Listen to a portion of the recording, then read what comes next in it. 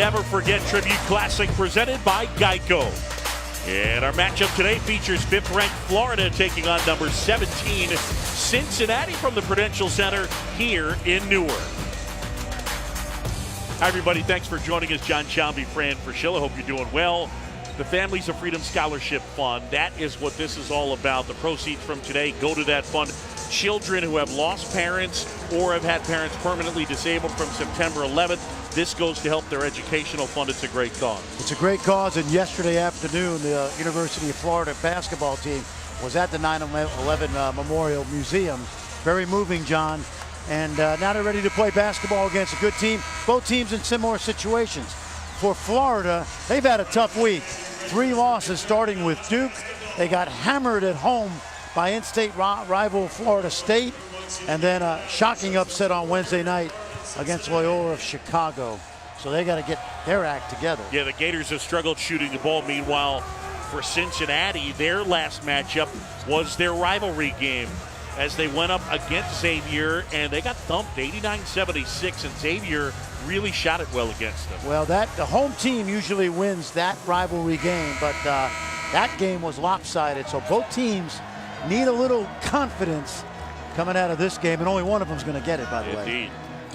So for Florida, it's 3 straight losses ready to go. Doug Schaus to toss it in the air, as it'll be Stone for Florida, Washington for Cincinnati, and the Bearcats control. Simple offensive sets for Cincinnati, like to post the ball. Try to feed down low, deflected. Don Daly says it belongs to the Gators. And Nick Cronin going right into Kyle Washington, who went 0 for 4 in that Xavier game, so trying to get him going over there. And Mick Cronin is very open about the fact, says when he plays well, we usually win. There's more consistency from the guys like Evans, Jennifer, and Clark. They need Washington to play well.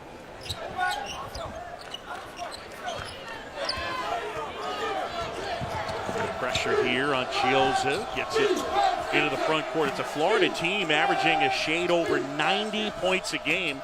That's despite struggling their last 2. Exactly, and one of the big issues has been taking tough shots, hand and face type shots, and Cincinnati will challenge a lot of shots today. Feed inside, Stone, and has it swatted away, and they're going to say shot clock violation.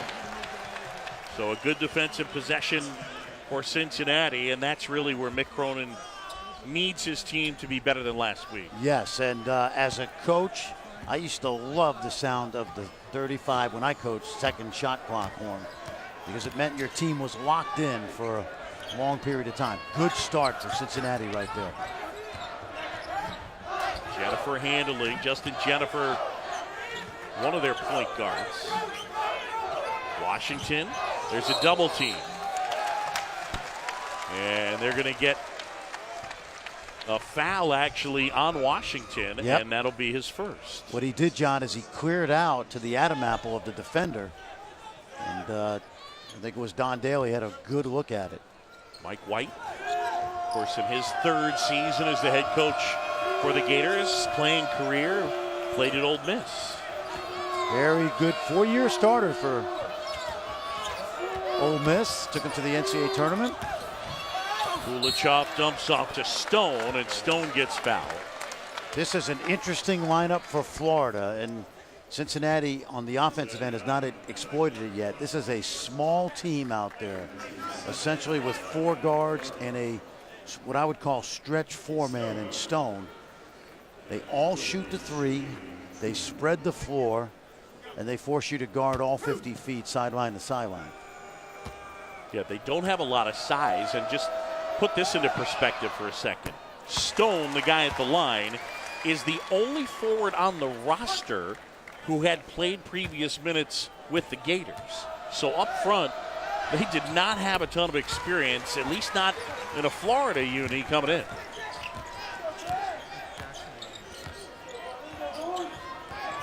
Early 2-0 lead for the Gators. John Shambi, Fran Fraschilla with you here from the Prudential Center in Newark.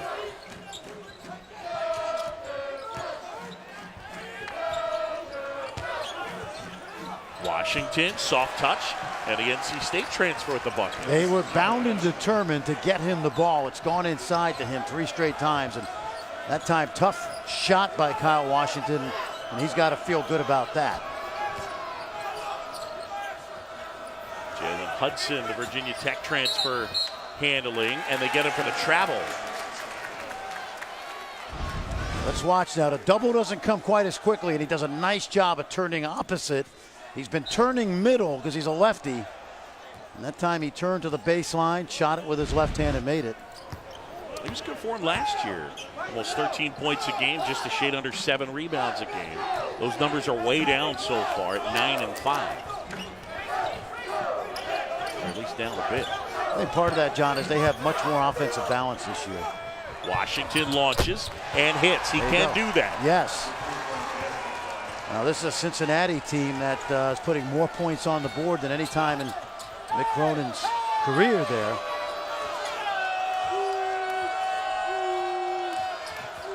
Shows off the handoff. Kulachov lifts it up, won't go. And a rebound pulled down by Clark. Outstanding rebounder, Gary Clark.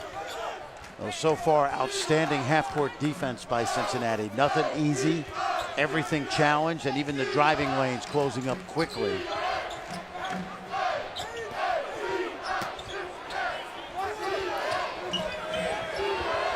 Evans.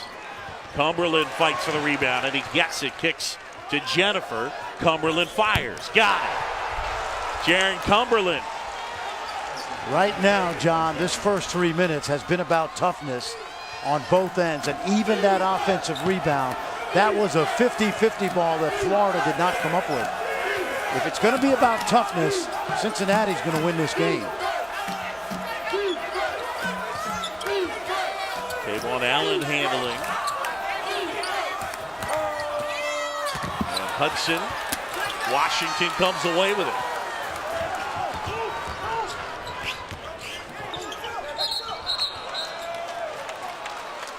Travel and a turnover. Take a look now. Watch this. This is a 50-50 ball right there. And you see Cumberland comes up with it and then back out. And he gets rewarded. The sophomore from Wilmington, Ohio. Best athlete that I remember coming out of Wilmington was a guy named Greg Nard, who was an outstanding high school football and basketball star. Later played for Lefty Driesell at Maryland.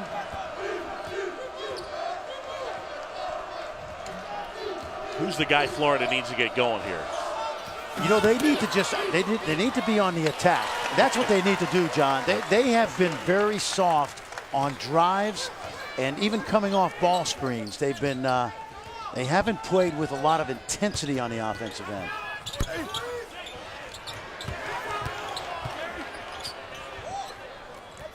Clark almost threw it away.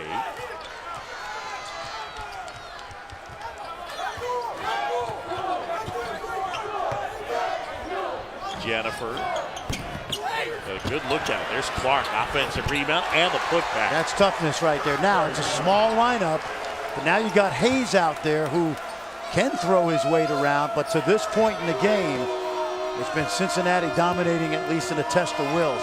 See, even when you open the floor and drive it and crash the glass, you've got to go hard. It's an amazing transformation Florida's made from being what many thought was a Final Four contender about 10 days ago to right now kind of doubting themselves and maybe not playing with as much cohesion as they did early in the year. Kickball in our first timeout.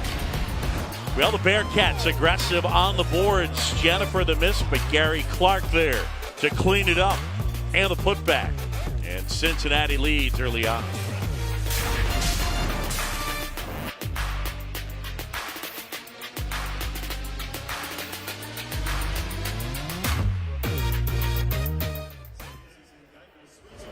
A great matchup next Sunday afternoon on ESPN. Roy Williams and the 11th ranked Tar Heels. They're in Knoxville to take on Rick Barnes, number 24 Tennessee Vols. 3 p.m. next Sunday, ESPN. And the ESPN app. Rick Barnes gotten things going there at Tennessee, huh? Yeah, lots of athletes, lots of depth, lots of toughness. And Grant Williams, the sophomore from Charlotte, undersized, chose Tennessee over Yale, is off to a great start to his career. Admiral Schofield, I love that name. That's Absolutely. another Tennessee bomb. Rick Barnes has got it figured out down there. Now maybe Jeremy Pruitt can as well.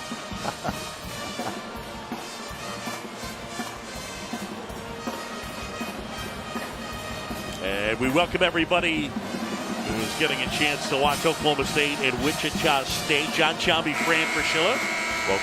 Welcome inside the Prudential Center. Florida and Cincinnati just getting started. It's the Never Forget Tribute Classic here. And again, the proceeds from today and overall, it's the Families of Freedom Scholarship Fund. The fund started basically within a week of the September 11th attacks, and it provides educational assistance to children of those killed or disabled in September 11th attacks. Already it's provided $137 million to more than 3,100 recipients. An amazing cause. Yep, and the Florida Gators visited the 9/11 Memorial Museum yesterday. I got a chance to go with them, John, and you talk about an amazing, moving, life-changing experience. It's powerful. Yeah, still get chills. I got chills a number of times today talking to some of the Florida people about their trip. And I would encourage anybody to get down there. It only takes about an hour to go through the whole museum, but says a lot about our history and our toughness and resolve as a country. Washington blocks Kulichov. Well, if you've just joined us, it's all about toughness. And to this point, Cincinnati, coming off that loss to Xavier, an embarrassing loss, is dominating this game. There's a block inside. Clark gets it back and puts it in. And that will not count. The Gators come into this game, they've lost 3 straight. Remember, Mike White's team was in a great spot against Duke, but in the second half outscored 30-10 the last 9:54. And then back-to-back non-conference home losses, FSU and Loyola Chicago. Yeah, and you know, the Florida State game I watched start to finish, that was about toughness. Leonard Hamilton's team may not have they don't have the profile this year they did a year ago, but take a look right here. Watch this now. The ball, you can't do that. Ball's deflected, and Gary Clark's got to leave it alone because he's out of bounds. The ball's out of bounds. And senior should know better. Now, big thing for Florida has been shot selection. Not been good. Hayes being harassed as Chioza handle. Shot clock under 10. A little hesitation. Kick out here. Allen. And that's way off the mark, but a good rebound and a putback. Igor Kulichov, the transfer from Rice, who started his career at Arizona State. Great story today. When he went to transfer, Mike White called him and he started telling him what a good situation in Florida would be. And Igor said, "Coach, have you ever seen me play?" And Mike said, not really. He goes, "Well, why don't you go watch some tape of me, call me back, and tell me how you think I fit in." Michael White was at the Beach House, got on Synergy. There he is again. And he watched some tape, called him back and said, "Hey, here's what I think you do really well. Here's what I think we could help you with. And here's why we want you," and obviously it worked out well. But he was initially a little worried when Kulichov said, "Have you seen me play?" And he said no. And there he is, 3 straight buckets. Because I don't know that every kid would ask that question. And Mike White was honest to us, saying once he said that and I had to tell him no, he said, "I thought I had blown it." Exactly. But I hadn't. Well, I would say so far that decision to come to Florida has worked out pretty well for both parties. Feed inside, and it goes off of Washington. And here's Igor. Yep, young man. He was born in Russia, John, but he's really an Israeli. Played on the Israeli national team. He'll be a staple of their program going forward. But what he is at 6'5", he's a great shooter, but he's also got the ability to dribble it, get into the lane, and a very smart player. Tied at 10. Toss inside. Hayes being harassed. Has it stripped away. as Cumberland came up with it. Now it's Jennifer.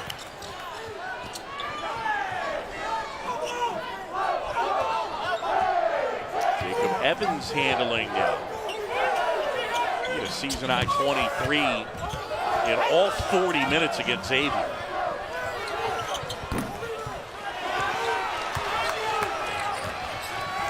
This is a minor thing, but all of a sudden it looks like Florida playing with a little bit more confidence.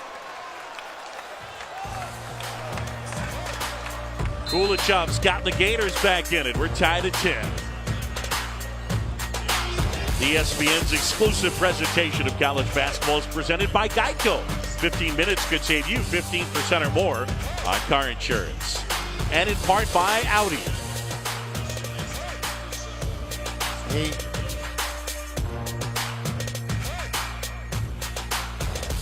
Cincinnati tied at 10. We mentioned the rivalry game as Xavier beat Cincinnati. Last Saturday, Mick Cronin took issue with one of Xavier's players after the game. Yeah, I've never had a kid tell me to F off 3 times before. And during the game and after the game. You know who it was. Same guy it always is every game. 15 years I've been a head coach. Okay, 5 years with Hugs, 2 with Coach Pitino. I've never seen anything like it. And if he was playing for me, he wouldn't play. He wouldn't play for me. There are 2 sides to the story. There was a reason that their coach was issued a technical in the game. There's a reason for that. I know that reason because the official told me what happened. So I'm not going to have the narrative be anything other than us playing better than Cincinnati and beating Cincinnati today. Go ahead, Fran Fraschilla. Mick Cronin is lying. He would love to have JP McCure on his team. Now, do you have to calm him down some? Does he go over the line? Yes, he does. But I love this. There was no fight. It's a rivalry game, baby. And that is one of the great rivalries in basketball. They had the lousy incident 6 years ago with the brawl. Yes. They've cleaned that up. Last week, Cincinnati got their butt kicked, and that'll make their team better. Next year, Xavier goes to the brand new Fifth Third Arena. I think that's what it's going to be called. And we'll see it again. It is a great rivalry. That's what happens in rivalry games. Inside is Hayes not able to convert. And I get you, and he is intense. And look, they've been in the NCAA tournament 7 straight years. Mick Cronin has been brilliant. Somebody's got to be the adult, though. When you're talking about coaches and kids, somebody has to be the adult. And to me, in that spot, as great, as much as you love the intensity, yes, it can't be the coach doing that. What he should have done, Mick, and he may have done it, is go to the official during the game and say, listen, profanity is a unsportsmanlike technical foul. You need to watch this. I'm getting tired of this. Yes. Point it out to the official. Then it's up to the officials to, clean that mess up. But after the game, it just sounded like sour grapes because they got hammered. Right. And, there's no doubt Mick's a great coach and he's done, an incredible job. But he was frustrated. Yep. And then Chris Mack got frustrated. But I'll take J.P. McCure right now. You know what you do? I'd rather have a guy with a pulse rate. Yeah, I get you. And you got to calm down than a guy you're checking for the pulse rate. Get the foul there on Kayvon Allen. And that is his first. The other thing about the loss, John, as it applies to this game is, the psychology of the schedule. You're rolling along. Everybody's telling you you're great. Everybody's telling people, these Gator players, you're great. We're going to win. We're going to the Final Four. Cincinnati, best offensive team in Mick Cronin's career, and then all of a sudden the wheels come off. Yeah. How do you respond? This is part of dealing with adversity. He was very outspoken about how poorly they played defensively. He really felt like that was one of the worst defensive games that he's seen the Bearcats play at any point during his time. Weaving inside, Evans not able to hit, and eventually ripped away, and Stone ends up getting fouled. And I pointed this out about a minute ago, John, because we saw a very soft start by the Florida Gators, but all of a sudden, now we're seeing some toughness on those 50-50 balls. And that's something that has been missing over the last couple games. There's that pulse you're talking about, right? Yep, absolutely. Shields almost lost the handle, gives off to Ballard, and a foul on Cincinnati. Chiozza, Hudson, both those guys really quick and big-time scores. Chiozza, a guy obviously that runs their offense. Assist the turnover coming in, 49-19. Done a really nice job, and he shoots it pretty well. He's shooting it better than ever. I'll tell you about Hudson now. The only danger point for Hudson is that he made all those threes, 8 of them against Duke. If you take away the Duke game, he really has not shot the ball from deep, at the same consistency.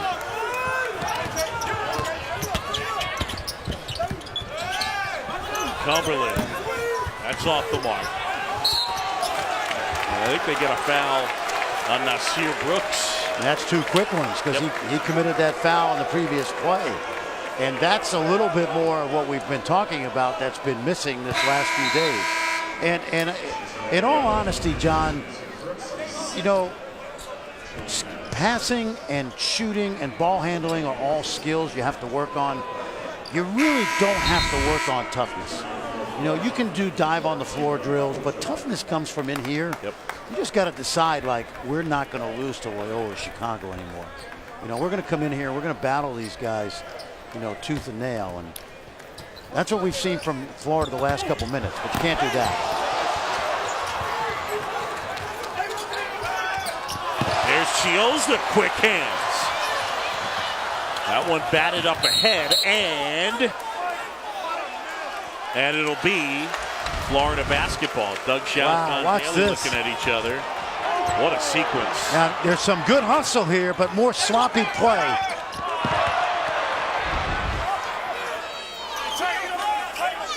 I wasn't entirely sure that went out off of Cincinnati. I agree, and it's not reviewable. I thought Chiozza just threw the ball away. Under 2 minutes, certainly, in the game it's reviewable. See, can you get... There's Hudson, way off the mark. Rebound Evans. That's the shot, John, that he's been taking. Been making them early, not as much late. I'd like to see them attack the paint out instead of just always shooting those threes. Washington gets a little out of control. Chiozza up ahead. And that 3 will go. Keith Stone. Excellent rhythm, wide open, great delivery by Chiozza. And Stone was able to catch his breath and tee it up. A 13-2 Florida run. Walk. And a travel. You know what I love about this? Perfect pass. Watch this. He zipped it right into the shooting pocket. Nobody around. This is, watch this. Boom! Right there. Right on the line. Really well done by Chris Chiozza, who came in with Billy Donovan, played his freshman year for Billy Donovan, and then these last 3 with a guy in Mike White that is almost a clone of a young Billy Donovan, which is why he's been so popular, I think, in Gainesville. Hudson steps to the side, knocks it down. Had that huge game where he knocked down 35 against Gonzaga. Yeah, that was a great shot fake because he didn't take it to the 2-point line. He stayed on the 3-point line. How about that move? And one. Kane Broome, the Sacred Heart transfer. Kind of a scoring point guard is what he gives them. Yes, and you know what? He started as a starter early in the year. I don't think he played great. He wasn't sure when to pass, when to score. And what I like about him coming off the bench now, he comes off as instant offense, which is something, as you pointed out, he did with great regularity in the Northeast Conference. Yeah, he was the player of the year in the Northeast Conference for the 2015-16 season. There's Clark, offensive rebound, rejected, puts it back, can't finish. Clark has it again and kicks out.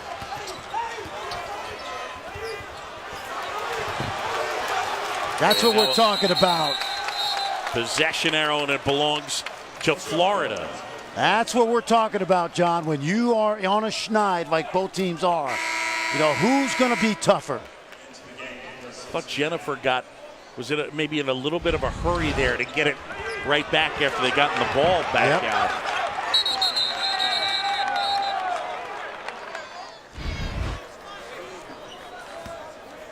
Now, that hustle play, that's not skill. Yep. That's just deciding that you want the ball more than the other guy.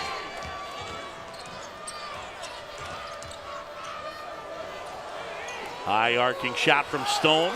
Put back wouldn't go for Hayes.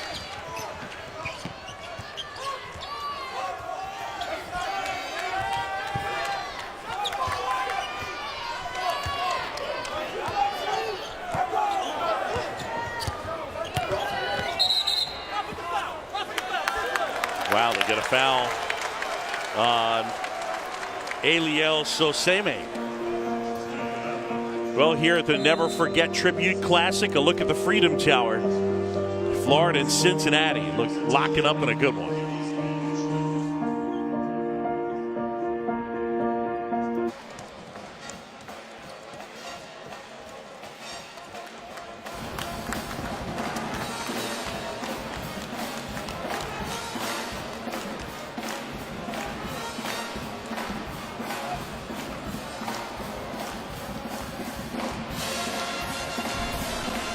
How about that? All right, a reminder, tonight at 8 Eastern, 5 Pacific, ESPN, the 83rd Annual Heisman Trophy presentation from New York City. Is it going to be Lamar Jackson, Bryce Love, or Baker Mayfield? Find out. 8 Eastern coming up tonight. We sat with tonight's Heisman Trophy winner. That's who it's going to be? Ago. I think so. All right. And I remember, John, we were doing the Wisconsin game Sunday afternoon after the Sooners clinched the Big 12 title. Yep. And I remember you whispering into Baker Mayfield's ear, I think you're going to win the Heisman someday. I remember that. Remember that? Uh-huh. You said, I got a feeling. I have a feeling. Yeah. Might be a little while. Might take you a year, but you'll be there 3 times. How about that? 3-time finalist. Pretty amazing. And he was a guy, did he start somewhere else? Oh, yeah, he was a walk-on at Texas Tech. Yeah. I saw the first game he ever played, or at least I think it was the first game, when he played at SMU as a Texas Tech walk-on starter. Think about it. They had Davis Webb, now with the Giants, Pat Mahomes, Baker Mayfield. Wow. And what a career. He's kind of had a couple issues off. Really? Yeah, a couple. I hadn't heard anything on and off the about that. field. But like waving at people, right? No? What? He's had, flag plantings. Yes, that's right. Right? That's right. But again. Well, he's shy. Yeah, but listen, this is like J.P. McCure. Would you rather calm down Baker Mayfield or try to get somebody else to play with more intensity? I get you. See? How about the Gators? Up by 6 right now. There was a stretch where we started to see them compete. Yeah. And that's what they've done here. Bearcats, 10 turnovers in this game. The average just about 13. So the Florida defense has factored in. Oh, that's an offensive foul. Doug Schaus right on that call against Justin Jennifer. And that's pretty good work by Keith Stone moving his feet like that. Absolutely, yep. And if you're a point guard in pick and roll, you must make sure you get by that big defender, especially because it's a big guy. Got to go around him or split him. Here at the Never Forget Tribute Classic, John Chambie and Fran Fraschilla. First thing I said to Michael White at the 9/11 Memorial yesterday, we were inside the building, I said, this makes 3 losses in a row look pretty minor. Yeah. And he understood. Been a tough week for them, but it's only basketball. Good move as Hudson able to get inside and put it home. What I love about that, John, is don't just rely on that 3-point shooting. And that's what we talk about, playing the game from the inside out. Clark looking for some help. And off the mark with that jumper is Kane Broom. Out of bounds, and it belongs to Florida. Man, this thing is taking a turn, huh? Well, what's interesting is we talk about those great offensive numbers of Cincinnati, but prior to Xavier, they really hadn't been challenged. Now it looks like they want to go a little zone here. Jalen Hudson, by the way, has scored the last 7 Florida points.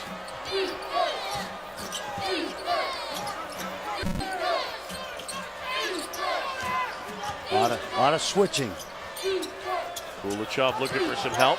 Shot clock is winding down. Got to do something here. Stone hoists in and out, and a fight for the loose ball. Eventually it ends up with Cincinnati.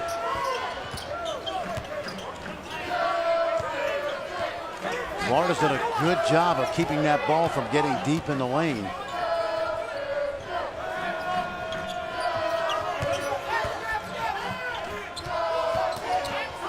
Cumberland inside, uses the window. Yeah, the sophomore is their best scorer. He can knock down shots from the perimeter. That time he had a little crease. Well, you give him that space. Kulachov's not a big-time athletic type player, but he is smart, gets to space, and can score. Well, he can score in bunches, can he?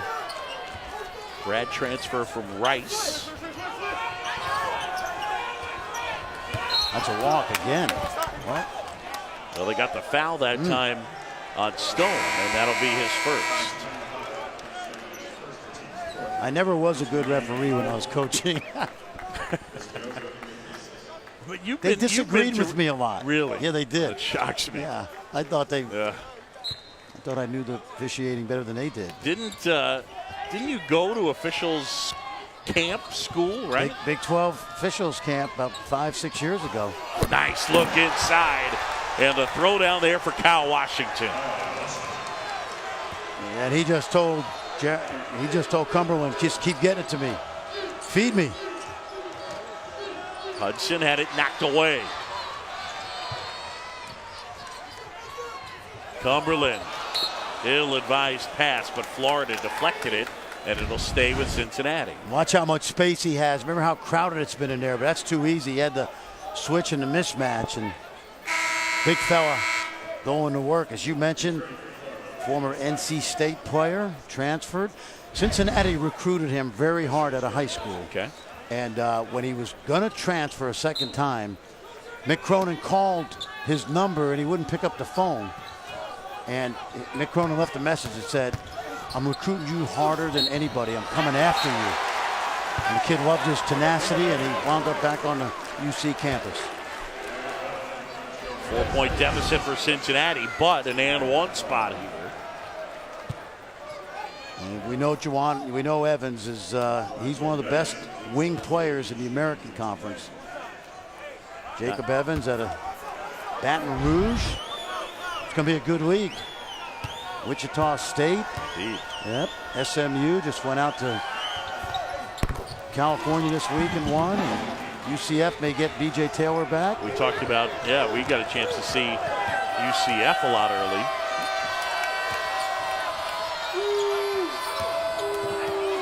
Kulachov, left hand, wouldn't quite go. Cincinnati get tied with a three.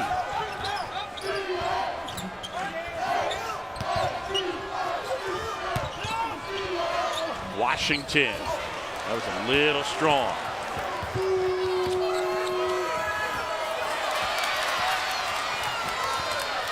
A takeaway, and Cincinnati back the other way. Under 4 to go here in the first half. John Shelby, Fran Fraschillo. And Florida got off to a rough start, but the Gators now leading it by 3. Florida's lost 3 straight, including 2 at home this week. Cincinnati trying to bounce back from the loss to Xavier last Saturday. And Broom able to knock it down. An 8-0 Cincinnati run, and we're tied at 24. Yeah, you don't want to give Kane Broom that much room. He just raised up, shot a rhythm 3. Kind of interesting. Both teams hovering in the mid 80s or 90, right, John? And we got 24 all. Why? Both teams have come today locked in to play defense. That's what you do when you run a Schneid. Chioza wide open, and Chris buries it. The senior from Memphis. Yeah, he had a great last 6 weeks of last season that culminated in that buzzer beater to beat Wisconsin in the Sweet 16 right across the river in our hometown, Madison Square Garden, New York. Kentucky had a game there earlier today. They beat Monmouth. Yep. Anybody's stock rise or fall in Kentucky today? Kulachov knocks it down. And now it's 30-24. Well, I know that over at that game, I know Aaron Boone and Brian Cashman were there, and I know the Yankees stock is up thanks to Giancarlo Stanton at the moment. So it's Florida right now. They're up by 6. ESPN's exclusive presentation of college basketball is brought to you by Heineken. Open your world. Enjoy responsibly.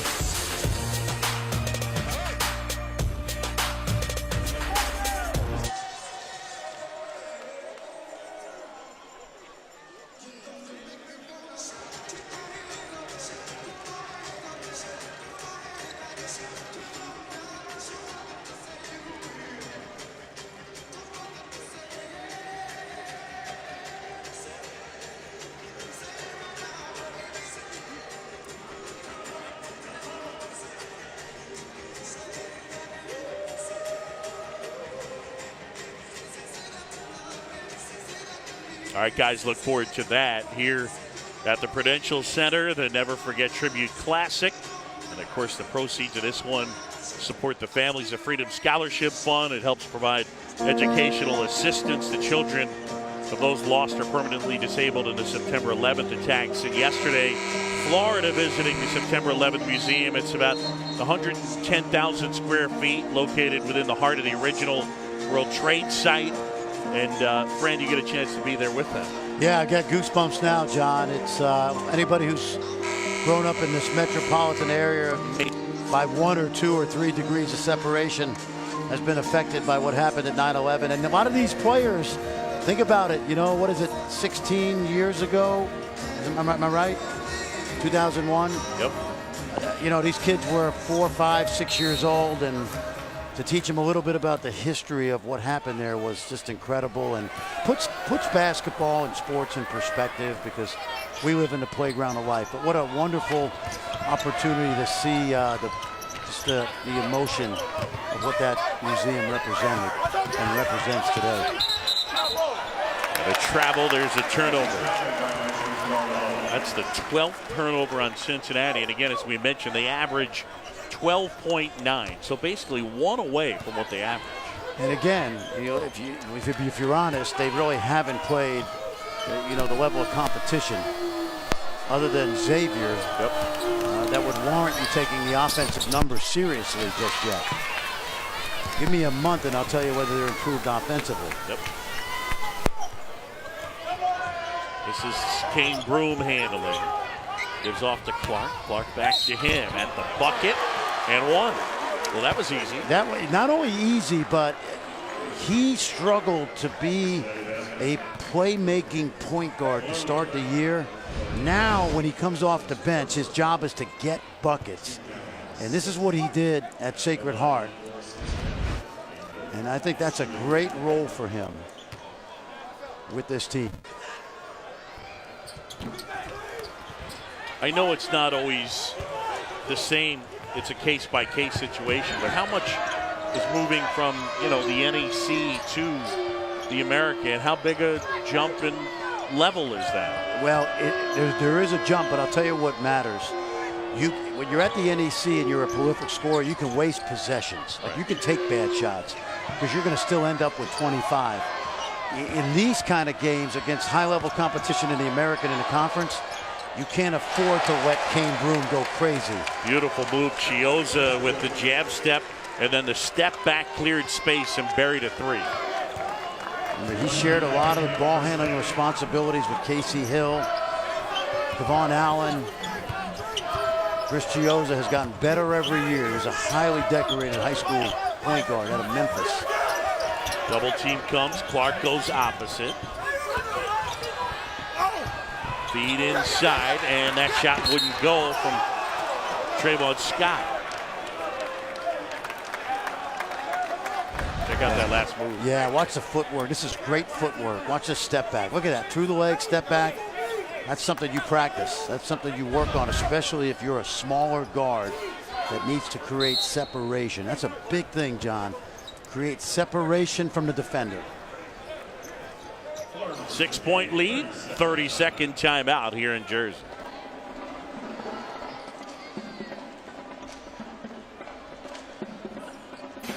All right, fans, Holiday Hoops are back. We got a great matchup next Sunday. That's not tomorrow, but a week from tomorrow on ESPN. Roy Williams and 11th ranked Tar Heels taking on Rick Barnes, number 24, Tennessee Vols. 3 Eastern next Sunday on ESPN and the ESPN app. And I'll see the next night, Rick Barnes' old team, Texas Longhorns, take on Tennessee State Tigers. Chioza on the move. And fouled shooting a 3 right there was DeAndre Ballard. Yeah, I'm a big fan of this young guy out of Atlanta. Think about this, averaging 8 points a game in only 15 minutes of action. Big, strong guard. He's had some good offensive performances already. He has got a great work ethic, John. They say he lives in the gym. Well, Mike White said he's the hardest worker on his own of anyone he's ever coached. Talk about him getting up at 4, 5 in the morning to get shots up, get into the gym. And remember about this Gator team, there's 3 guys on their bench in sweatsuits that all are 6'9" or bigger that are not playing. There you see big Isaiah Stokes, Chase Johnson next to him, and then Big John. Yeah, Bruno's behind. Yeah. Couldn't see him behind Johnson there. And there they are. That's 3 big dudes. Now, Chase Johnson's got to fill out a little bit, but he's a terrific young talent out of Ripley, West Virginia, right in the middle. So Cincinnati holding for the last shot. 8-point game. And Broom. Oh my goodness. Had too much space and was easily able to lay it in. Now Chioza heaves it. And the first half comes to a conclusion with the Gators leading by 6, and defense and offense, Franny, that's been the story. 17 of the 34 points off turnover. Come at a perfect time. If you're not making threes, get some easy ones. Seth Greenberg knows that. Indeed. Land Rover halftime report. Kevin, Seth, and Jay. Go back to the Never Forget Tribute Classic, presented by Geico. And our game features 5th-ranked Florida, number 17, Cincinnati. Right now at the break, it's the Gators leading it by 6. All right, folks, thanks for joining us. John Chambi, Fran Fraschilla here in New Jersey from the crew. And, well, Florida, you kept emphasizing toughness, Fran Fraschilla. Early on, they got off to a sluggish start, but then they showed that toughness and really worked out defensively against Cincinnati. And take a look at what we saw. Yes, exactly. 13 Cincinnati turnovers. Only 3 assists for the Bearcats. And I did think that there was renewed effort and intensity from the Gators.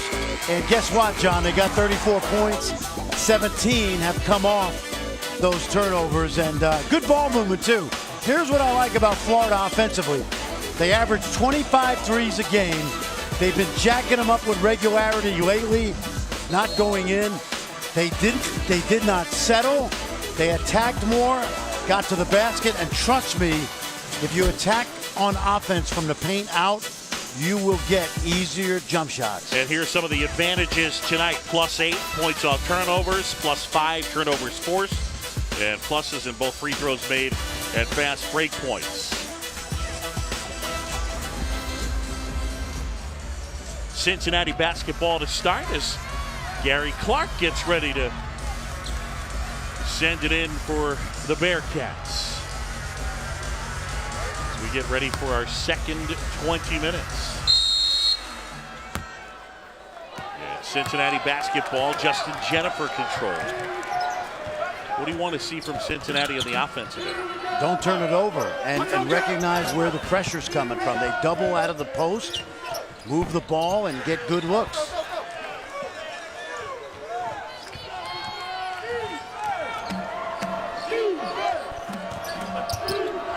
Kulichev. And they get the foul. That was a little bit of a late whistle. Igor Kulichev. Mentioned the Rice transfer. He had 34 points in his Florida debut against Gardner-Webb. And that might have been the worst thing that happened for this team, and here's why. You got a guy that shows up during the summer, a graduate transfer. You got all these other guys that came back that went to the Elite Eight thinking it's my turn. And then a guy like Hudson explodes against Gonzaga. Right. This guy explodes early. And let me tell you what happens. Jealousy. Yeah. And I think a little of that creeped into this Florida team. Looks like you and I, we had a couple of games in Orlando. I was broadcasting especially well. I probably got a little too aggressive. Yeah, and I was, I wasn't getting any touches. Feed inside, loose ball. There's Clark, the putback. That's what he does. He's so good, that kind of nose for the basketball rebound.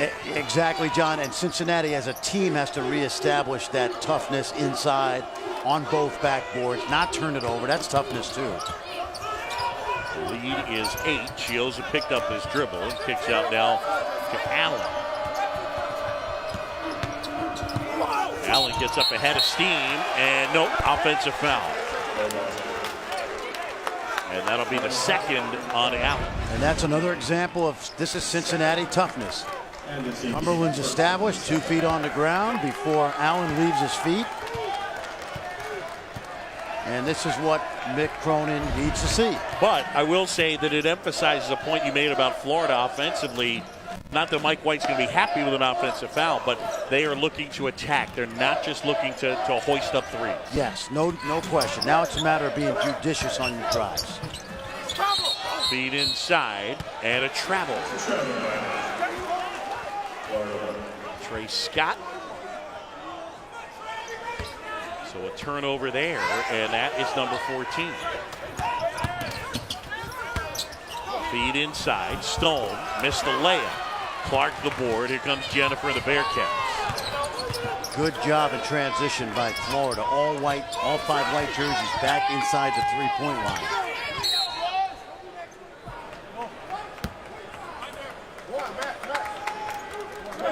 I'm going to re-emphasize this again, John. Both of these teams have had a tough week. And one of these teams is going to be very sad leaving Newark, New Jersey. One team's either going to have a 4-game losing streak or another is going to have 2. And that's why you're going to see, the next 18 minutes, we're going to see hand-to-hand combat. Clark looking for help. Jennifer fires off the mark. Fight for that loose ball. Guess who? Clark the rebound. His 10th rebound of the game. And that was just effort. Terrific job of staying vertical.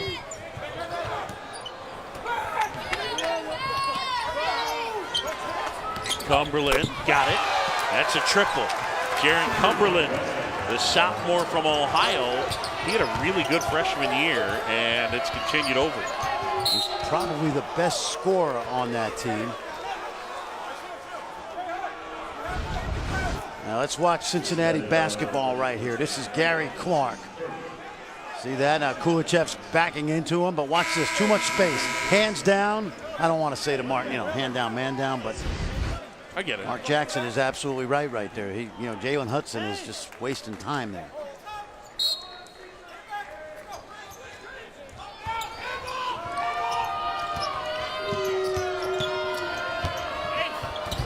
Yeah. Inside, there's Kulachev with that bucket.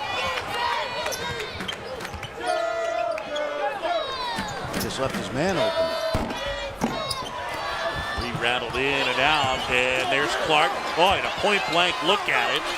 And then Stone just ripped it away. Wow. Looks like Marcus Haynes right there.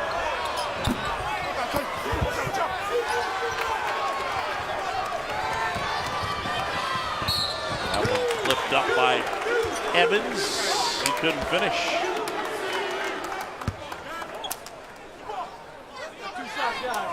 What a great job Mick Cronin's done when you think about 7 years. Just it's not easy replacing a legend, right? We know that. And Bob Huggins was a legend in Cincinnati. Andy Kennedy took over for the year.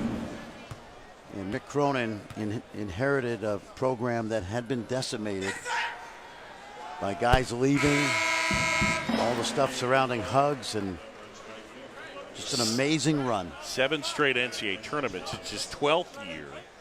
And guy who came from Murray State. That's where I first encountered him. But he is intense, hard worker, and a guy who's recruited tough-minded kids. I think recruited a lot of the same type of kids Bob Huggins recruits at West Virginia, I'd say. I would say absolutely.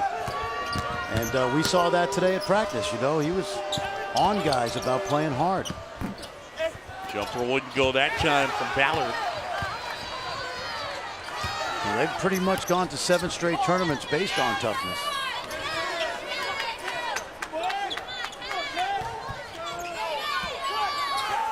Watch the help now. Let's see where the help comes from. Evans jumper way off the mark. Chioza on the go. Chioza, look at that Euro step. And that basket will count. Wow. That was ballet right there. You are not kidding. That was, take a look at this. You talk about footwork. First of all, he's one of the fastest players in the country. That's a heck of a move without traveling. Wow. If I knew a ballet star, I would mention their name, but I don't. Sorry. Nuria? I mean, I think you could have just gone with... I don't know any. Watch this. This is coming right at you. 1, 2, laid in. He definitely has the burners. Yeah, that was spectacular from Chris Chioza. So here at the line, it's Evans, Florida by 5.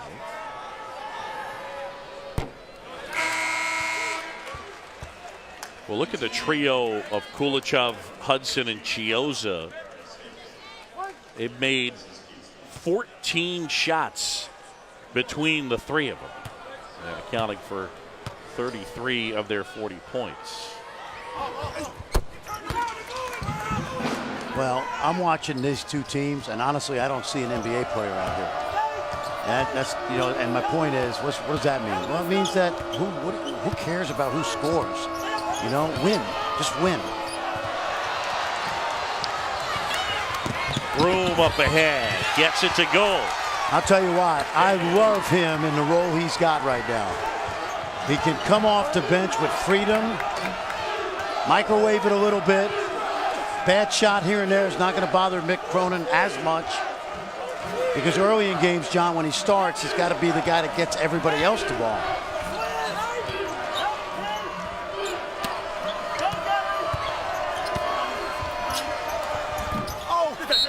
Shot short. And a foul inside on Cincinnati. And they get that one on Evans. It's a good one, 2-point game here at the Prudential Center.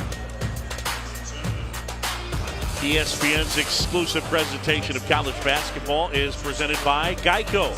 15 minutes could save you 15% or more on car insurance.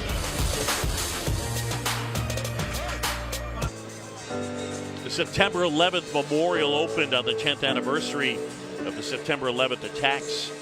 2,983 names engraved on the memorial, 2 reflecting pools, each about an acre in size, and they're set in the footprints of the Twin Towers as well. 30 waterfalls cascade down all sides. And yesterday, as we mentioned, the Florida Gators team and Fran Fraschilla got a chance to go down and visit the September 11th Memorial. And you get a chance to spend some time with Mike White and the Gators. Something odd happened, though, was you got a chance to go into the museum. They show footage of basically everyone that perished in the attacks, and you're in there and like the first person you saw. Yeah, I told Mike White about Jimmy Quinn, who was our manager at Manhattan College, and we lost him in one of the buildings. He's one of those unfortunate people that worked at Cantor Fitzgerald. Jimmy's in the middle, brother Joe on the left, Michael on the right, and so I told Michael about 30 minutes before, and he looked up at the wall as they were putting the bios up there, and they go one by one, John, and he said, Manhattan College, is that your guy? And of 3,000 people about who were lost in the towers. That's who you saw almost immediately. Yeah, it was amazing. You know, I was excited about doing this game just because we'd get a chance to talk about Jimmy. He grew up in my neighborhood in Brooklyn. He came to Manhattan College in part to be part of our basketball program, and then we lost him. And you know, what was healing for me yesterday was seeing that and going through it, because it brought back a lot of great memories of Jimmy. But the weirdest thing of all was that of all the people that showed up on that wall, you know, Michael White pointed it out to me, and we've been talking about it all day today as well. And almost as soon as you walked in there, it was the first thing that Mike said to you. Yeah, and little brother Joe was a West Point point guard and doing some great charity work now, both for Jimmy and in the Army, and it's a great family. And you know, we miss Jimmy up at Manhattan College. He was a true Jasper. And we are here at the Never Forget Tribute Classic. And today's doubleheader is in support of the Families of Freedom Scholarship Fund. It helps to provide educational assistance to the children of those lost or permanently disabled in the September 11th terrorist attacks. And so far, the fund has provided over $137 million to more than 3,100 recipients. A great, great cause. Yeah, those young people, the children of the victims, they can go to culinary school. They can go to an Ivy League school if they can get in. They can go anywhere and use those funds. But, you know, one of the things that hit me, John, was that a lot of those children who are now grown-ups, they lost their heroes. Yeah. They lost moms and dads and brothers and sisters, and those were their heroes, you know. And athletes are heroes, but those first responders and the people that lost their lives, they were heroes too. During game one, they honored some of the families down on the court, and as well some of the members that put together the Families of Freedom Scholarship Fund. So let's hear for these incredible families. Yep. And welcome them right here to the Prudential Center. Well, we said we'd never forget, and by and large, we haven't forgotten, and that's cool. And that's what's fun about being here with you today. And we get to do what we love. Yeah, no doubt. Good one here. Two teams in search of a win. Cincy trying to bounce back from the loss to Xavier. 3 in a row Florida's lost. And another turnover for the Bearcats. They average 13 a game, and they're at 16 already.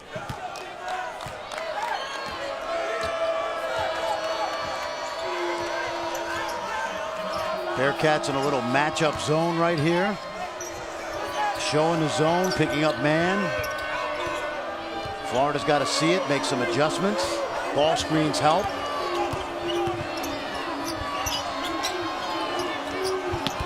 Oh, wow. Great defense. They'll go possession arrow. Think about this. 23 seconds, only 2 players handled the ball in the half court against the matchup zone. And Kane Broom in this spot. Possession arrow belonged to Florida, but it was Broom right there to contest that.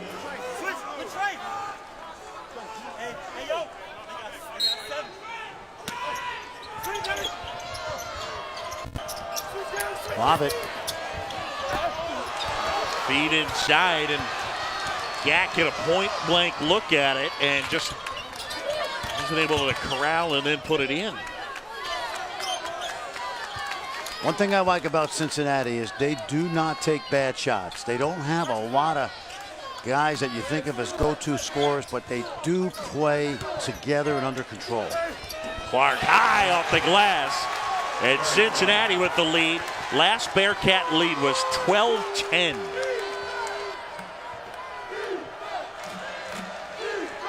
A 7-0 Cincinnati run.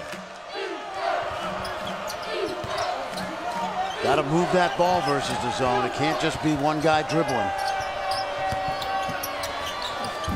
Gio's off the mark. Rebound, and then it's knocked away. Hudson launches and hits. Big 3, and Florida takes the lead right back.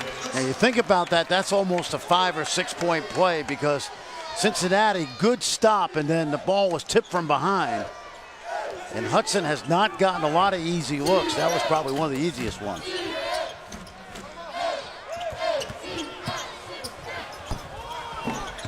And Broom gets the friendly roll. Kane Broom averaging 10 points a game. Nice drive inside. There's Jalen Hudson right at the basket. Yeah, way to mix your game up. That's good. Back the other way, and Evans absorbs the contact and draws the foul.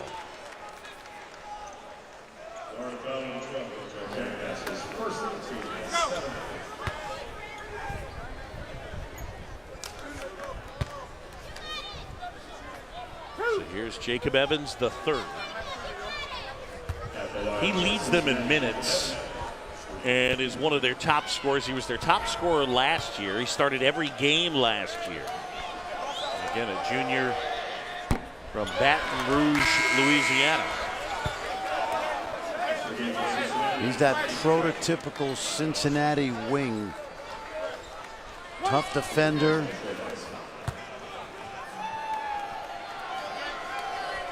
You really think about it, Cincinnati does not get very many top 50 guys. They get the grinders. 45 apiece. 12 to go. There's that zone again. Trying to keep Florida away from the basket. Gack almost had it knocked away. And then Hudson putting it on the floor, and he draws the foul. Our under 12 timeout, and we got ourselves a tie game. 45 apiece. Gators, Bearcats.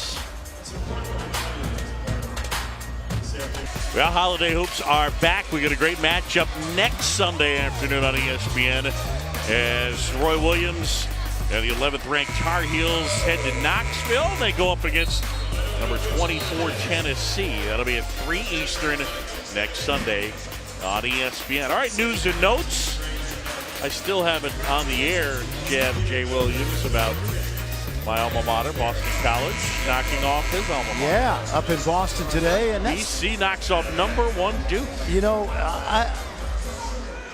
I'm not shocked by that because it's a young team and they don't play great defense right now. Yep. Jay Will, your guys don't guard anybody. Texas hires Chris Conte, the TCU AD. You know, think about this. All the great teams Coach K has had, you get time over 2 or 3 years to develop your defense. And now you got all these freshmen. They don't know how to guard yet. It's going to take 2-3 months. As big a win as Jim Christian has had. Chioza off the mark. Rebound pulled down there by Evans. Tie ball game. Unless we go to overtime, I don't think either team's going to get to 90. Both of these teams have been prolific offensively this season, but the sense of urgency has crept in, and the defense has been good. Kulichov just got down the court a little faster than everybody else.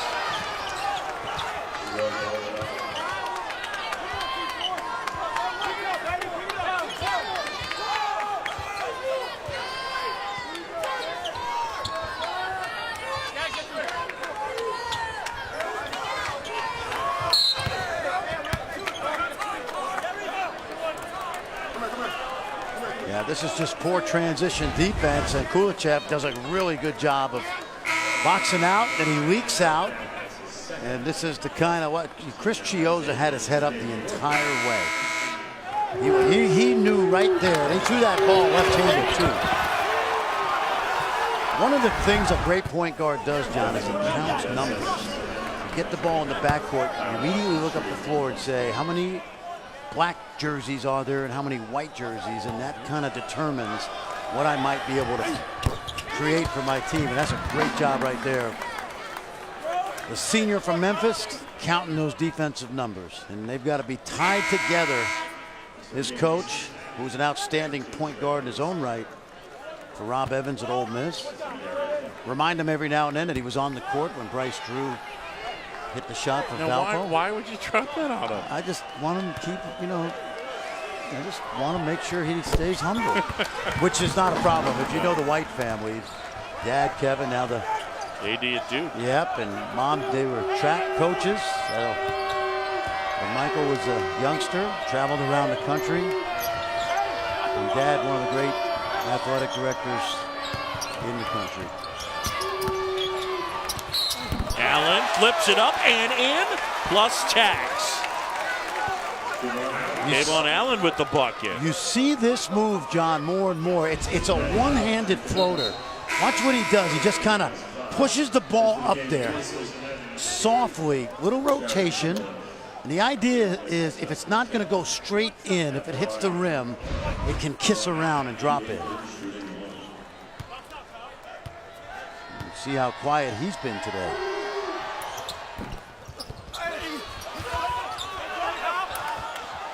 Washington eventually comes up with that loose ball, and now it's Broom handling.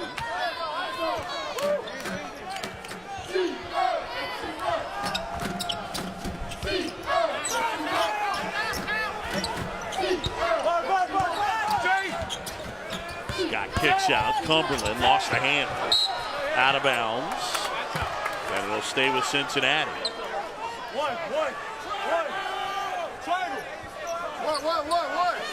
Mick Cronin is exhorting. That's what he's doing. Not yelling, he's exhorting his team. Is that right? Yeah. Cumberland. And eventually it's Chiozza. Didn't have numbers, and then maybe ill-advised trying to find Hudson. A great point. That time he counted the numbers and he didn't add it up correctly. Because there was too much traffic in the lane. I thought he was going to do the ballerina move again.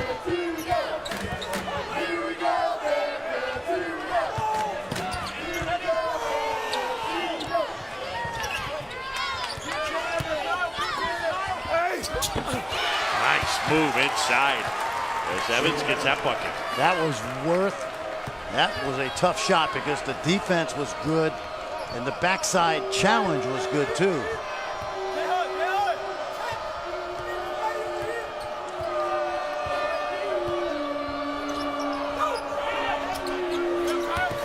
Allen just inside the three-point line, and a rebound ripped down by Washington. Lob, and they get it to go. Evans got behind the Florida defense. That's probably one of the few really easy baskets today, although probably was not as easy as it looked. It's a lob from half court. This is good, and what you like about it is watch Cumberland now. And Evans not trying to dunk it, just catch it, lay it in, just get the two. Really well-placed pass. Yeah, and this one by Evans, I mean, that was just well earned. Good defense all the way. Evans with 13 points, 10 of them in the second half. 2 points, Cincinnati lead. John Chomby, Fran Fraschilla. Thanks for joining us on this Saturday. 10 days ago, these were two of the hottest teams in the country, and now we're going to see desperation creep in. Chiozza spins and shoots. That didn't get anything, and it's a shot clock violation. 8:12 to go, second half. Cats by 2. I think, John, the ball's sticking a little too much in terms of Florida. It's too much. Chiozza has to take that shot, but not as much dribble drive, not as much side-to-side movement of the defense. If you don't move the defense, you're going to play 1-on-4, 1-on-5.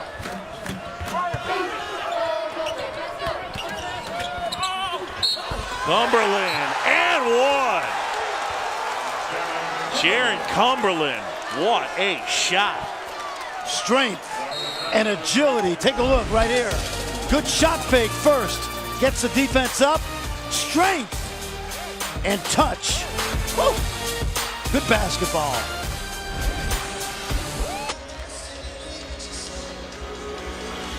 Well, Baker Mayfield making his way into PlayStation Theater as we get ready for the Heisman Trophy presentation coming up tonight. And that's top of the hour at 8 Eastern. Mayfield, Jackson, Love, who will it be?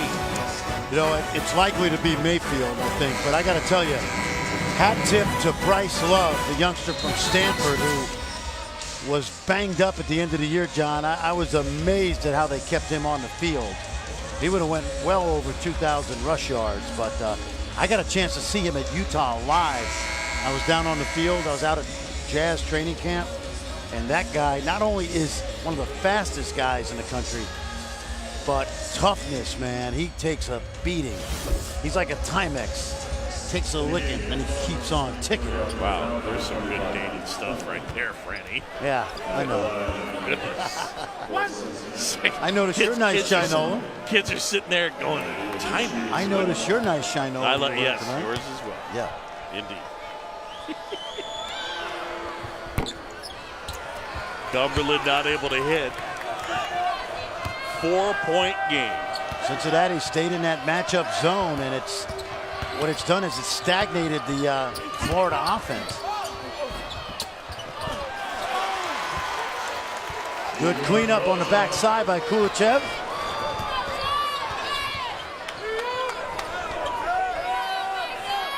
Igor is 19 and getting it in all the different ways that you see. Good hands there. Shot clock now under 10. Where does Broom go? Left. High off the glass. And I think they got Washington fouling Kulichev. Watch Kulichev on the backside. There's the drive, the dump off behind. Hayes with the finish. That is finished by Kulichev hanging out back there. You said 19, and to me, like, he's had a quiet 19. Yeah. You know, it's been an efficient 19. Born in Russia, but as you mentioned, grew up in Israel, went to high school in Florida, started at Arizona State, then to Rice, and now a grad transfer, and knocking down free throws at a high percent. And he played at Rice for Mike Rhodes, who's now the coach at VCU, who played in the opening game of the Never Forget tribute. Seton Hall knocking off VCU Rams fairly easily. Seton Hall's pretty good. Yes, they are. Cumberland inside, it wouldn't go. And Florida comes away with it, trying to break a 53-all tie. See, I think you got to get the ball moving. Got to get the ball moving. That's a tough pass. And Kulichev is saying you got to catch that, but I don't think so. He threw that ball too hard at Hayes. I would have liked to have seen a little bit more touches.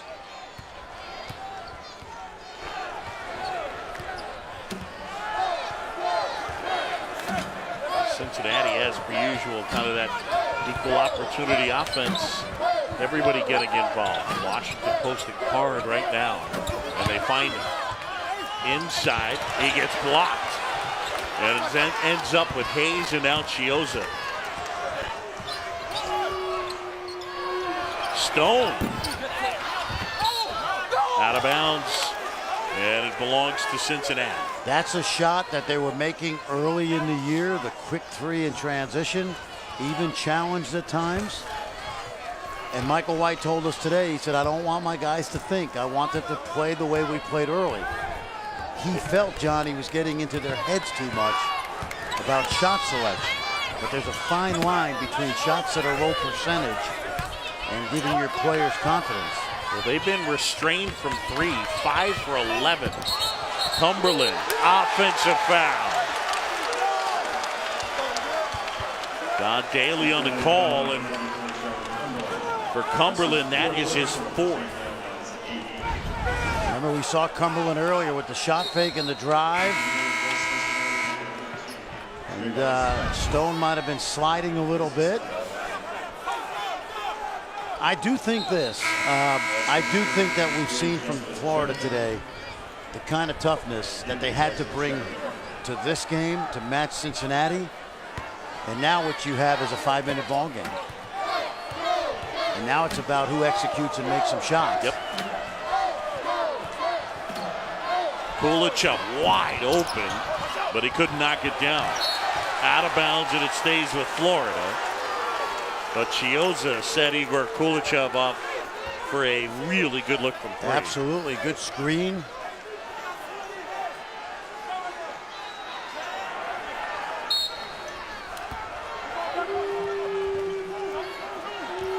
Brand new shot clock.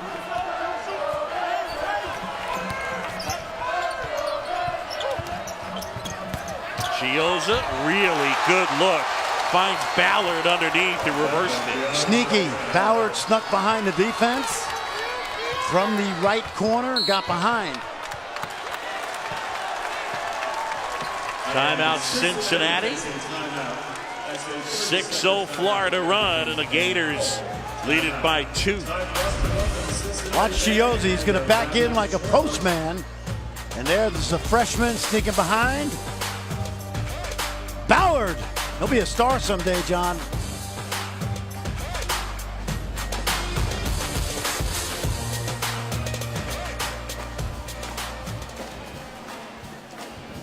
So I don't know why. It's because my brain is odd, but the first thing.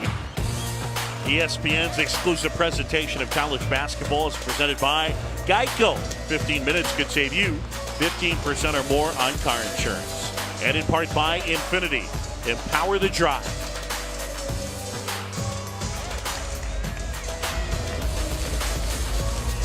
Two-point game here. The Never Forget Tribute Classic.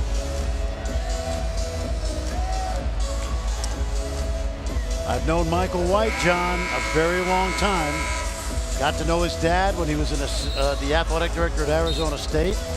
When I was coaching at New Mexico, Michael White, after a terrific career at Ole Miss that we've already talked about, he played for the New Mexico Slam of the now defunct IBL. He and his Ole Miss teammate Keith Carter, they were great college players.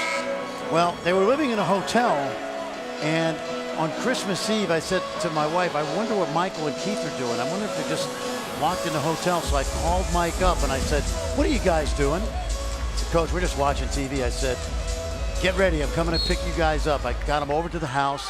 Meg went and bought some gifts, and we actually made ornaments for them. That is so great. We put up on a tree, and every single year since, we put Mike and Keith's ornament up on our tree, and I brought it with me today. That's okay? amazing. And Michael's career in pro basketball lasted another month and a half. He got let go in February. Of course, that was the start of a great Did career. you show him the ornament? Yeah, I showed him at the shoot-around today. And, you know, my boys were 7 and 4, and they were like in awe that these two pro players were at our house. I didn't want to break it to them that it was the New Mexico Slam and not the Phoenix Suns. But we've remained very friendly and close to Mike and his family through the years. And I know Kevin and Jane are very proud of their boys. Danny's the athletic director Oh my God! at UCF. I love the story that you sent me about about Kevin finding out about Mike getting the job and having a giant Christmas party. He was about to have all these people coming to his house, and he couldn't tell anyone. Duke Board of Trustees, who is now the athletic director, and Brian is in the athletic administration at the University of Missouri. Cumberland step back, off the mark, and a shot clock violation. Well, we mentioned it, two terrific coaches, and when you have a 4-month season, it's about crisis management. And right now, we've got a 4-minute game, and somebody's going to be very happy leaving the crew. Somebody's going to be very depressed.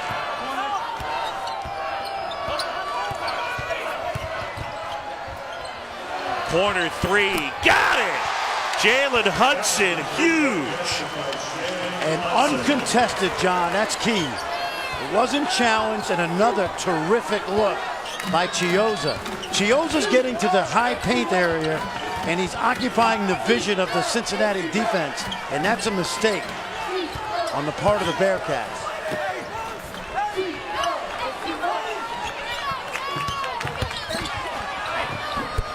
Washington answers, flips it up and in. 1-point game. Very smooth move. Watch Chiozza now. He's going to act as the post player, getting to the middle, trying to make plays. Stone lost the handle, gets it back, gets rejected. Corner, Kulichov. And a big rebound inside. Kavarius Hayes giving him good minutes. Watch the penetration by Chiozza. All those black shirts, you got to watch ball and man. And then watch Kyle Washington, deft jump hook. Oh, we got a game down the stretch.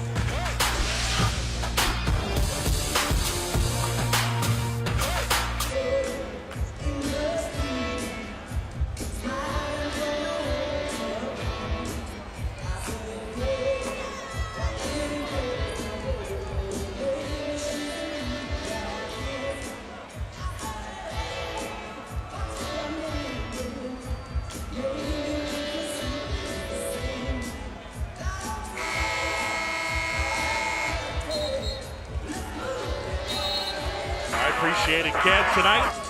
After the fight on ESPN, Bucci and Anderson host Sports Center. They'll have Teddy Atlas's reaction to the Lomachenko-Rigondeaux fight. And LeBron and the Cavs looking to bounce back against the Sixers as their 13-game win streak snapped last night. Plus, Mel Kiper Jr., Todd McShay on the risks of drafting Baker Mayfield. Sports Center with the Johns on ESPN and the ESPN app.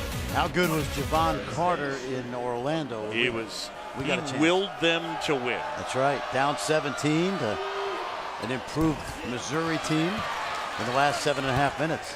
Backyard brawl in Pittsburgh. They're renewing that series.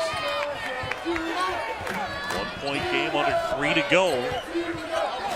Florida with the lead.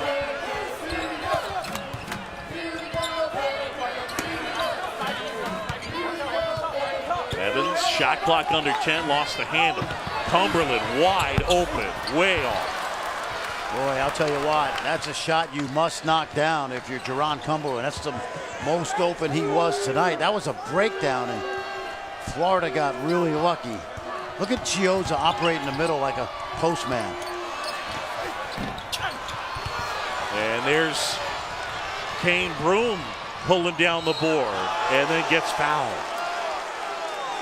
So the transfer from Sacred Heart going all the way to the other end and getting the contact. When he came by us at midcourt, didn't you feel that he was going to the hoop? Yes. You know, he's in a perfect role. He doesn't have to think like you would if you were starting the game as their point guard. He's like a third down back in football. He's like Darren Sproles in his prime. Watch him come by us, okay? You know he's thinking shot right here. No hesitation at all. You like him better off the bench. I do, because if you're a scoring guard early in the game with the team they've got, I just think it just takes everybody else out of their game. Allow him to do what he does best, coming off the bench and give you a boost, even if he plays starters minutes. Feed inside, and then the foul on Hayes.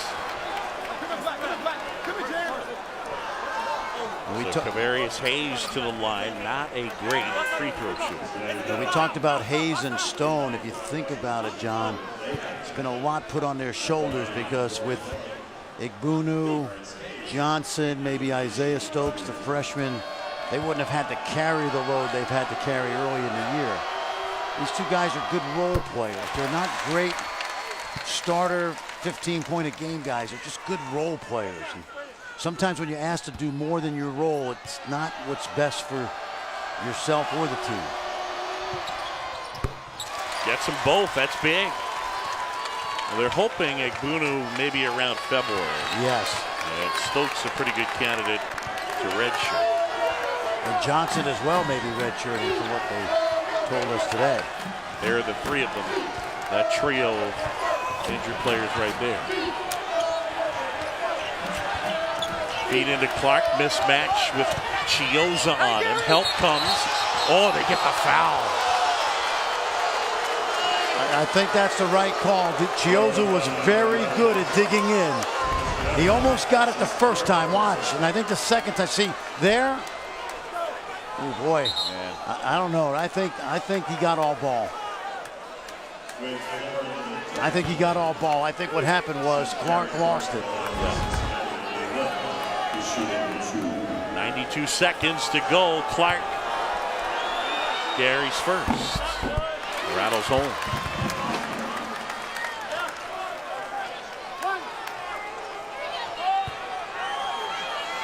Clark in this one with 9 points. In and out, we're tied. Matchup zone again. Timeout by Mike White. 60 apiece. It's the Never Forget Tribute Classic here at the Prudential Center in New Jersey. We've had 13 ties, 10 lead changes. Biggest lead of the game belonged to Florida at 8.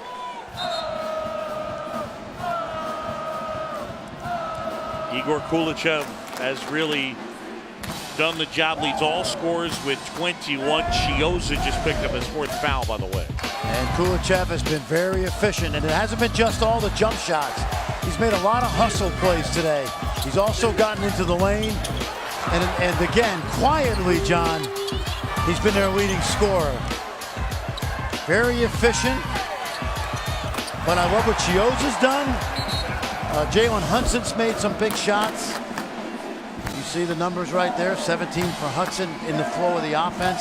And I think 2 things stand out with Florida today. Not as many challenge shots as in the last couple games, and I think they've shown a lot of toughness today against a team that relies on toughness. And now what you have with 2 teams coming off losses, and Florida 3 of them, is you got a minute 26 of who wants this game. Yep. Who's going to make the plays? Who's going to be mentally tough not to make mistakes? Now, Cincinnati's been in that matchup zone. It's really kind of man-to-man. The most effective offense that Florida's had so far is Chiozza with the ball and using his dribble to get to the middle of the lane. And Cincinnati's got to be good at watching both him and their own man, so there's no back cuts. So just under 90 seconds to go in this one. 60 apiece. Number 5, Florida. Number 17, Cincinnati. John Sciambi, Fran Fraschilla. And they're in the zone.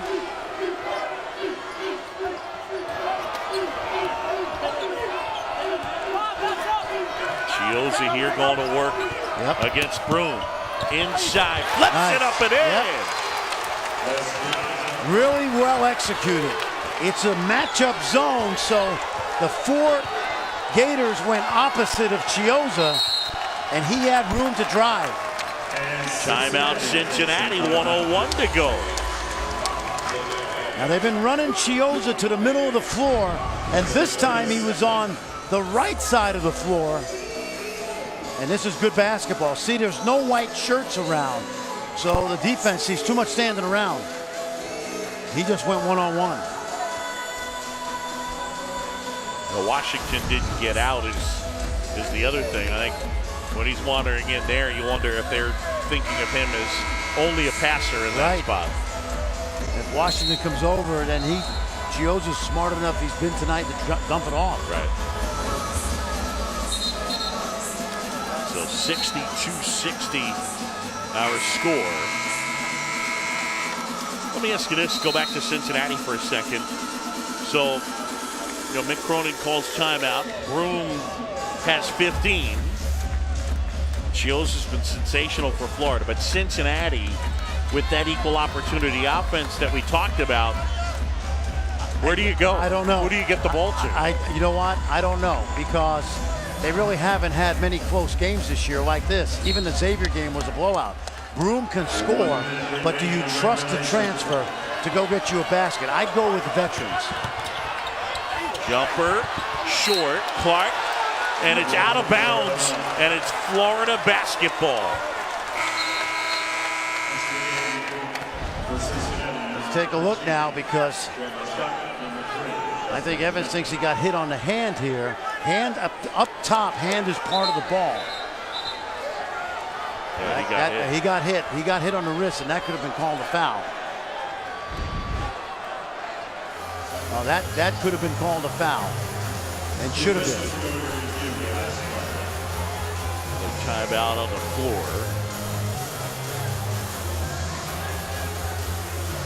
We're going to double check to see if that definitely was Florida basketball. Well, the bad news here for the officials, and this is a good crew, veterans, is they're going to see on the replay not only whether the ball went out of bounds or not, but that they missed the foul call.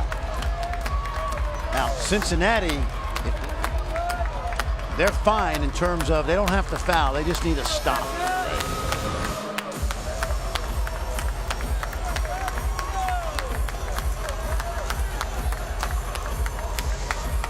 From that angle, it looks like it's off the black jersey. Is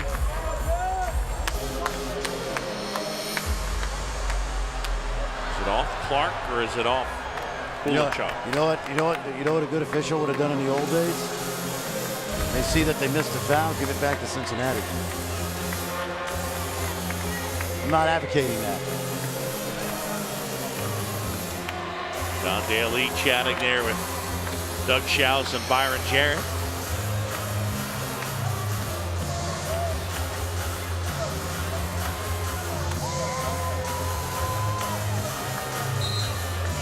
Florida ball.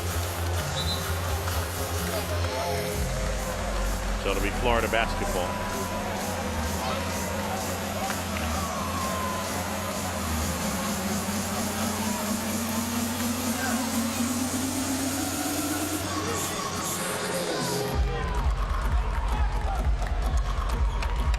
Let's send it back to Kevin Connors.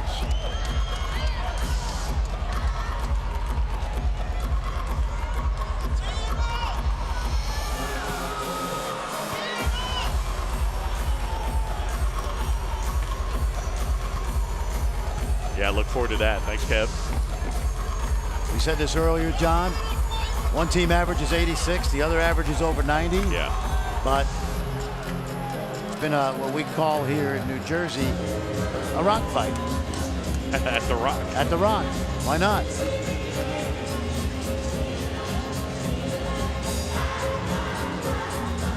And everybody just enjoying the Bee Gees while we have a moment. Justin Jennifer in for Broom for defensive purposes. I think they're trying to figure out something substitution-wise.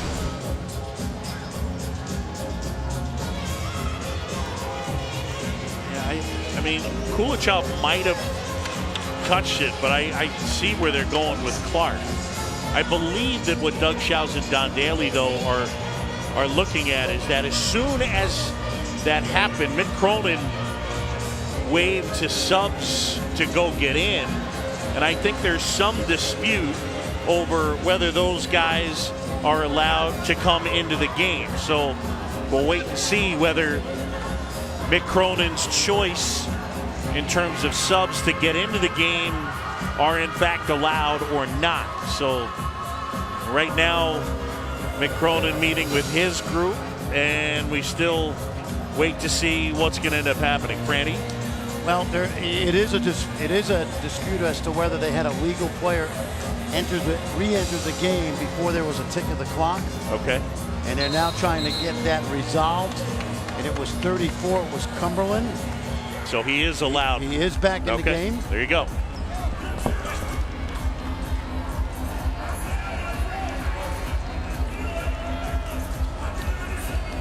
Well, Don Daly just told me that the wrong Cincinnati player went out, so they allowed him to come back into the game, which was Cumberland. All right.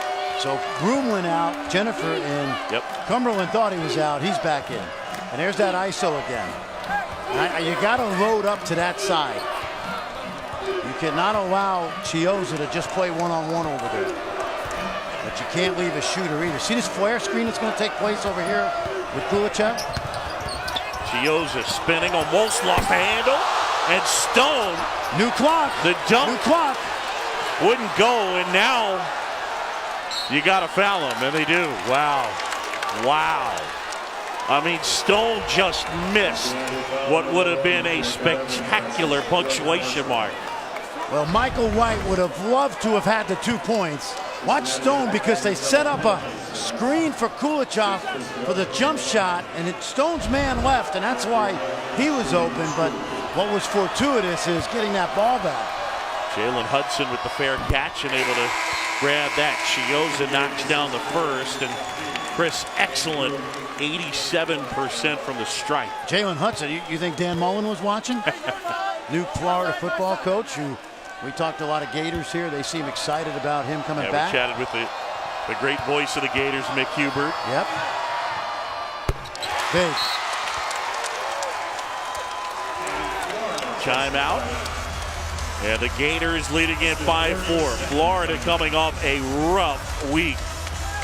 2 straight home losses out of conference, blasted on their home court by Florida State, and then the other night, Thursday night, losing at home to Loyola Chicago. A good Loyola. And it's a good team. It is. Yep. They're one of the better teams in the Missouri Valley. Absolutely. Porter Moser's done a good job there, but what's big about this for Florida now is going through adversity and coming out of it with a toughness win, which they're 20 seconds away from. Now, Cincinnati, no desperation shots here, okay? Try to get something driving to the rim where you can score, and if you get fouled, great, but if you score, cut it to 2. Cincinnati has the type of team built to press. Yep. But they don't need a desperation shot right here. Yeah, if you're Cincinnati, you need 2 baskets. That's right. Does not matter what order you get them in. And Broom back for Jennifer, so he can make a play. Taken away, flip up ahead, and that's going to do it. Chioza, the layup. And that's why Broom's not at the starting point guard. Chioza tracks it down, bullet pass up ahead. So Cincinnati and Mick Cronin, the turnovers were killers today. They turned it over at season high 21 times. Great win from Mike White and the Gators. Final score here, 66-60. Florida wins it. Up next, West Virginia and Pitt. Appreciate you watching. For Fran, for Shill, and our entire crew, I'm John Shambi. And now we send you to Pittsburgh.